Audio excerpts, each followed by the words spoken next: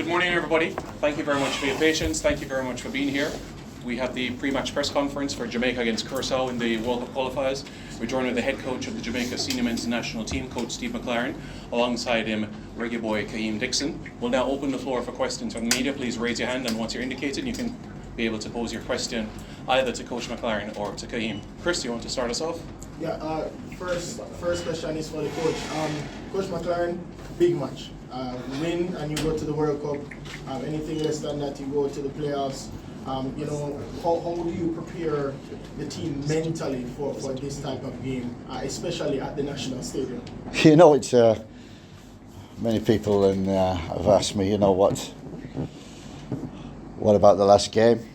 I've said, I think for 16 months, it will always go down to the last game. And I said it at the beginning of the group stage, and so it is. And I think the best thing for us is that it's a win. It's a win. When you play for a draw or a win, you are a little bit in between. And I don't think we can be in between tomorrow. We have to be front foot aggressive and go for the win. That's our mentality. So that's what we'll go for. Kaheim, a question for you as well. You're never the one to shy from the big moments, from McClaren and college up until now. How do you normally get yourself ready for these type of moments? Getting yourself in crucial spaces, scoring goals, maybe getting an assist. But how do you normally prepare yourself for moments like these? Like usually, I always prepare myself, do the right stuff, on and off the pitch, and that's what matters most. On the day, it will just happen naturally. You don't have to prepare for it. Once you do the right thing on and off the pitch, then it just comes naturally. Thanks, Chris. Go ahead. Hello, you were coming from a 2-0 defeat from Curaçao. What did you learn from that game, and what are your tactics going to be concerning that loss? Yeah, that was disappointing. We didn't start the game well, so we must start the game well tomorrow. That's a big lesson. And we had chances to win the game. When you look at the stats after the game, we had more chances on target, and we should have scored in that game. Had a goal disallowed for I don't know what, but so we knew we were in with a chance in that game. The start was poor, so we've got to start well tomorrow. And that's the message to the team, is to be front foot first 20 minutes, and the game is over 95 minutes. We know what we must do. There's no in between. We must win. Ian? Yes, Coach, I noticed Kaheim is sitting beside you. Am I to assume that he will be on the starting lineup tomorrow? We'll find out tomorrow, eh? But what I do know about Kaheim, when I first came, I seen some little bits of him. This is one of the reasons why I love this job, is because I get to work with people like Kaheim. There's that smile, and there's that energy, and there's that enthusiasm, and that's what we've needed throughout when I've been here 18 months. And he provides that. With his move to England and to Charlton especially, who've looked after him, he's developed. You can see that. Look at. He didn't have a body 18 months ago. Now he's got a body, and he's a man, and that's good. He's playing at Crawley, and that's a tough division to play in. And you can see the benefits that he's had in his performances for Jamaica. So whether this man now, whether he starts or comes on, he is one of the most important players in the Jamaican team and squad, believe you me. Thanks, Ian. Wayne? Yeah, Coach, the 2-0 defeat in Villemessa, that 2-0 away defeat to Curaçao, you'd have taken notes at the end of the game as to what you did right, what you didn't do right, and what to correct it. The dynamics are different now, same team. Those notes you took then, would they apply to how you prepare the team for tomorrow, or because the dynamics have shifted, you've changed it? Yeah, obviously I think we had some issues in that game. But most definitely, it's a different squad, will be a different team. But what we've got is a hell of a good squad. roughly everybody's available, everybody's fit, and we've got a good squad. So this game's over 95 minutes. Number one, we must start well, and number two, we must finish well. And that's the key to it. So what we learned from Curaçao was that they're a very good team. When you look at their performances in the Gold Cup, and they didn't go out of the group stage, their games were so close. They were drawing, they were losing games in the last minute. They deserve to collect more points in the Gold Cup. We've seen their quality in this World Cup qualifying group. And you know, when you beat a team, any team, 7-0, you've got to give them respect, which we really do. But it's up to us. It's up to us. It's up to the people of Jamaica. This is why we're doing it. A lot for selfish reasons, to want to do it for yourself, for your family. But when you've looked at the horrific scenes of the last 2 weeks, and we've been shown and told, and you know, the people on the island know it, they're very close. Us coming from the UK, players and staff, you know, we have been told, we have been shown, we know the effects of what that hurricane has done for many, many people on the Jamaican island, and we want to do it for them. You know, that's a message from the team. That's not necessarily a message from me. We want to do it for them. We've had messages sent to us from people in the areas that have been hit, and you know, the message from them, at least for a week, give us a smile on our faces, that we can, that Jamaica, the Reggae Boyz, can give us hope for the future. That's on everybody's shoulders, and especially the players who perform tomorrow night. Laurie? Hi Steve. Hi. You've been involved in some huge matches in your career, New Camp, England, FC Twente, FA Cup final with Manchester United recently, that you left to come and be a Jamaica boss. What can you draw from those experiences, and if you're able to achieve this, how would this rank in your career? I mean, this is why I took the job in the first place and left Manchester United to come here. I knew Jamaica from my work with FIFA. I knew the potential, and I knew that this was a great opportunity this year to qualify for the World Cup. So from day one for the last 18 months, that's been the focus. And I remember saying to the staff the first day, and I said it when the group stages were drawn, this will always come to the last day, always come to the last game. And yeah, you're absolutely right, the experience that I've acquired. But you know, Curaçao have got exactly the same. We've got Dick Advocat, and we must say, you know, I hope he's had to go back home to I think his wife, who has fallen ill. So our prayers and our thoughts are also with fellow coaches, so Dick at this very time. But him and his staff, they're more experienced than me. And so this is a game of what happens on the field. Picking the right team, the people who can impact. The game's over 95 minutes, how you start, the middle, how you finish. And I think we've all got experience of that. It comes down to 11 players versus 11 players, always in the end. And a little bit of luck, and God willing, we get that luck, and we get that bounce of the ball, that decision that you need to win games. Hope everything comes and falls our way, and then we've got a chance. And we're at home, in front of our home fans, and if you'd have asked me 18 months ago, that's what will happen, and you'll work 18 months for it, I'd go, oh, can we jump to that quickly? Because the 18 months have been really hard. But all that hard work has been worth it to get to this point, and an opportunity, that's all it is, an opportunity to qualify. We must take it, grab it. Thanks, Laurie. Brian? Coach, you speak about picking the right team. Casey Palmer has been an integral player for us. Before it was, he probably wouldn't have started, but you could recall it recently. What are the possibilities of future? Yeah, unfortunately, we've got you know, the likes of Casey, who got injured, very influential in the last camp, especially against Bermuda, and you know, the club, Hull City, have allowed him to come over here and continue his rehab, so he's not fit enough to be available for the squad. It's the same with Leon Bailey. Suffered an injury just before coming to camp, and we've been in contact with him, and you know, it's another one of them where his club need him to rehab in Rome and need him to have scans this week, you know, and we'd love to have Leon over here supporting the team. We'd love to have Mikel as well, I think, who also is trying to get over.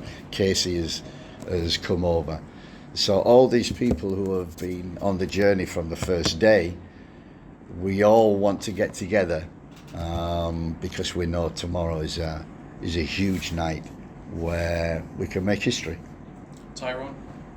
Coach, in our first game against Curaçao, we lost 2-0. You said in a press conference that the first goal, it's very difficult for us to get back from the first goal. So, if we go down, one goal, do you have a plan to respond to that? Yeah, I think that's one of the key things that you talk to any coach in football. They don't just plan for the beginning, they plan for after 20 minutes, some adjustments they have to make, half time, substitutes in the second half, last 10 minutes of the game. They're the crucial elements. And you're absolutely right, experience tells us that detail is the key. So yeah, how we see out the game, how we start the game, how we impact the game, we have to plan that before we go on there. Eventualities like, unfortunately, losing Richard King against Trinidad very early upset some of them plans, and we had to adjust to that. But you know, it's always plan A, plan B, plan C, plan D, all the way through to Z. Jordan? Coach, do you look back at the last game and think of that there may have been any mistakes in team selection? And how do you use whatever insight gleaned from that last game into bringing into this game as it relates to team selection, starting 11 specifically? Yeah, look, you know, it was very difficult the last game, picking a team. And if you'd have said, and we said to the players, if you'd have said, okay, Shamar, you start, you know, and he picked up a yellow and he wasn't available this game, I think that would be, I'd look and go, well, that's a mistake or a bad decision. I wouldn't say a mistake, because you make decisions and they're not really mistakes. They either work or they don't work. And so what we've got is, you know, Shamar is available, Liam Frey is available, Dexter is available, which is what we wanted for this game. And it really was a case of, you know, we were winning in Trinidad with 5 minutes to go. You know, we didn't defend or see out the game very well. We must plan for that tomorrow and make sure, if we're in the same situation, that we make the right decisions to make sure we see it through and win the game. Donald? Kaheim, what's the spirit like in the camp? How are the boys gelling ahead of this crucial game tomorrow? Yeah, I think the motivation is there. 1 for the World Cup, 2 for the people of Jamaica who have suffered over the last 2 weeks in certain areas with the devastation of the hurricane. So the mood has been one of determination and focus, and know what they have to do, and just hope that we can execute that tomorrow. Kaheim?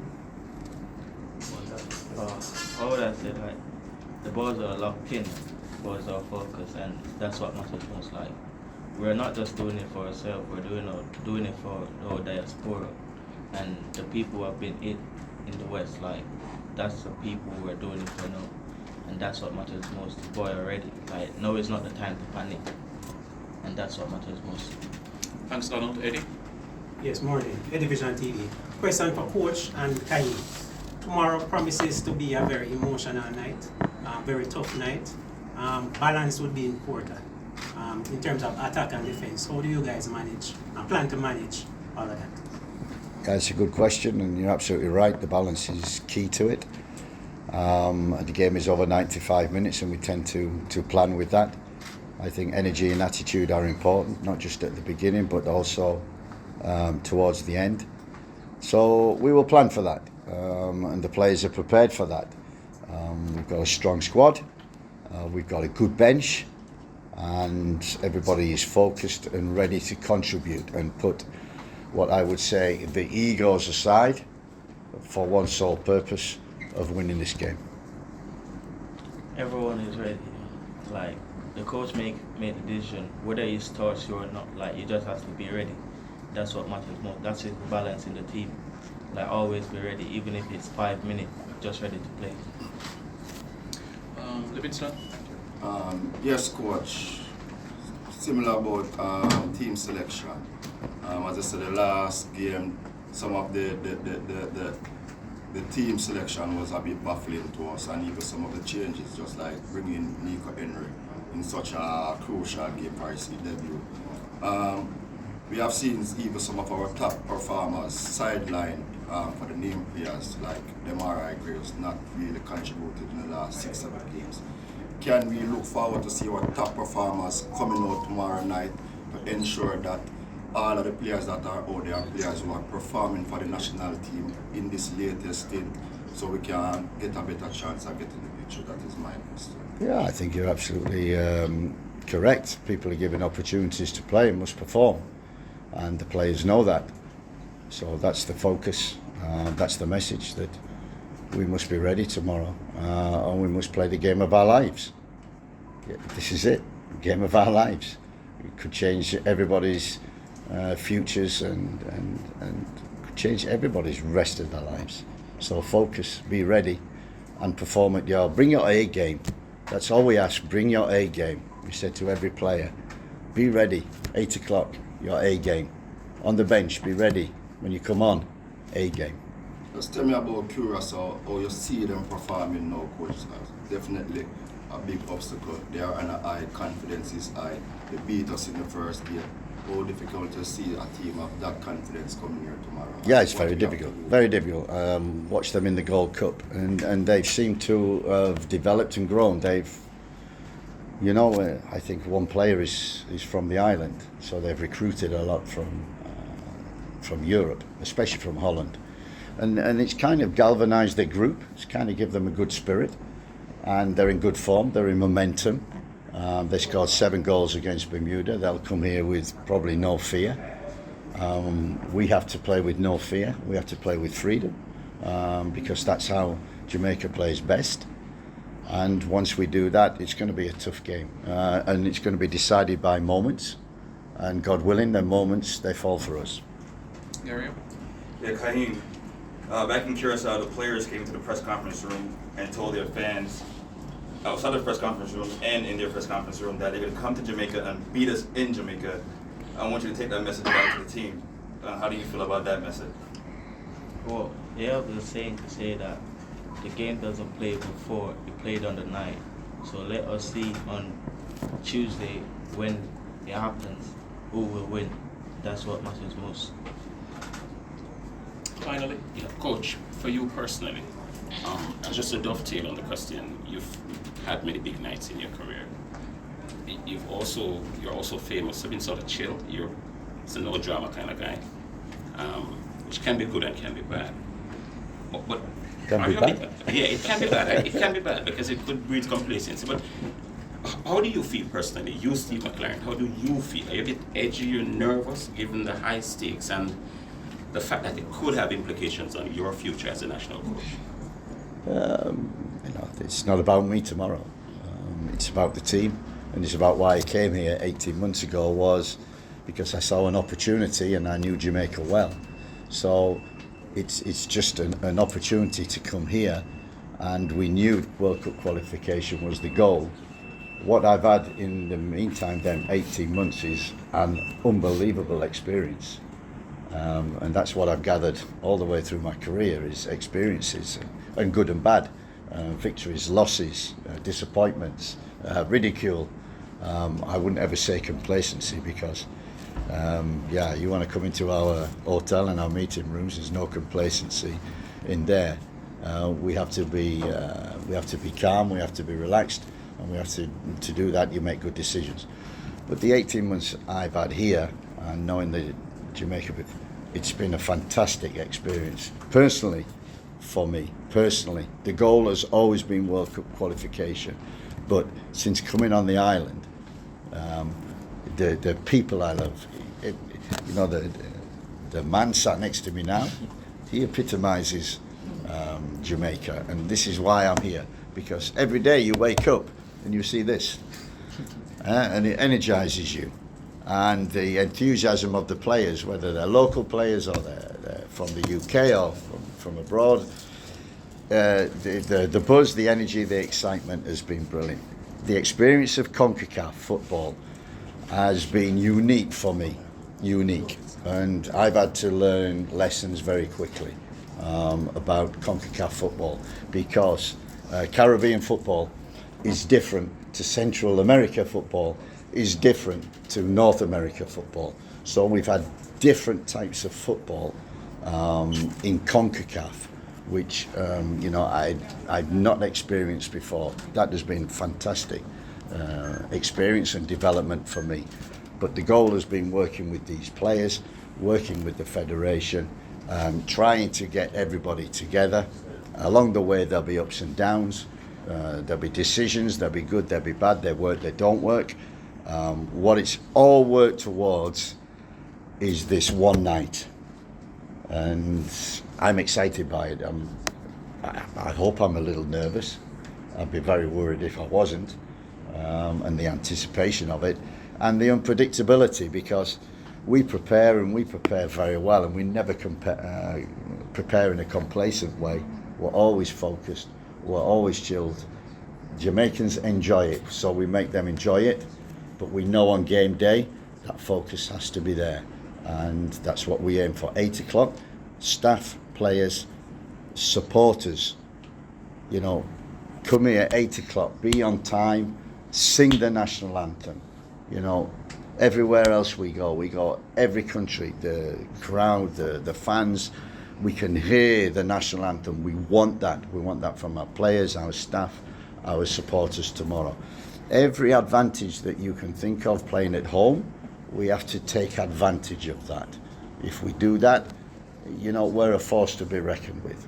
Sticking together for 95 minutes will be key. Whatever happens, someone mentioned it, we may concede a goal early, we may go up, we may draw, we may be losing, we may be, how many games that we have won in the last 10 minutes because we stayed in games.